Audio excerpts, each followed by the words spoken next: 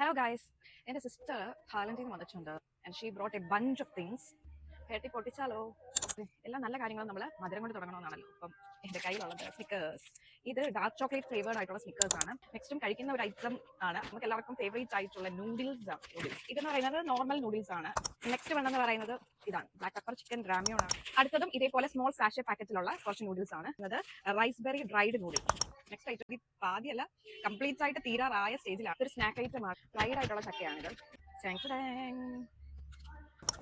Nuts category പെടുന്ന ഒരു item ആണ് ഇത്.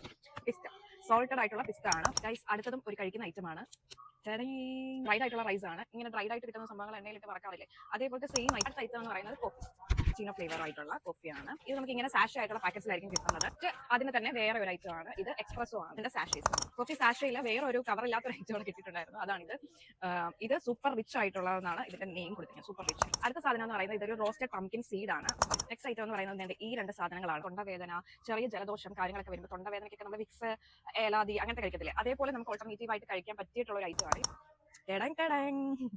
തേൻ, ഹണി, രണ്ടും ഡിഫറെന്റ് ആയിട്ടുള്ള ഹണീസ് ആണ്. ഇത് ലിച്ചി ഫ്ലവറിന്റേതും ഇത് ലോൻഗൻ ഫ്ലവറിന്റേതുമാണ്. നെക്സ്റ്റ് ഐറ്റം എന്ന് പറയുന്നത് ഒരു ബ്ലാക്ക് ഗാർലിക് ആണ്, മെഡിസിനൽ പ്രോപ്പർട്ടീസ് അടങ്ങിയിട്ടുള്ള ഒരു സംഭവമാണ്. നെക്സ്റ്റ് വൺ എന്ന് പറയുന്നത് നമുക്ക് ഈ ബോഡി പെയിൻ വരുമ്പോഴൊക്കെ ഒട്ടിക്കാനായിട്ടുള്ള പാച്ച് ആണ്.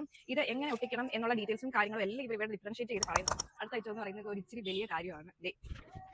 ഇതേപോലത്തെ ബാഗ് പറ്റും, നല്ല നല്ല സ്റ്റോറേജ് ആയിട്ടുള്ള സ്പേസ് ഉണ്ട്. ഇത്രയേ ഉള്ളൂ നമ്മൾ പെട്ടിപ്പെട്ടിക്കൽ സ്റ്റോറി എന്ന് പറയുന്നത്.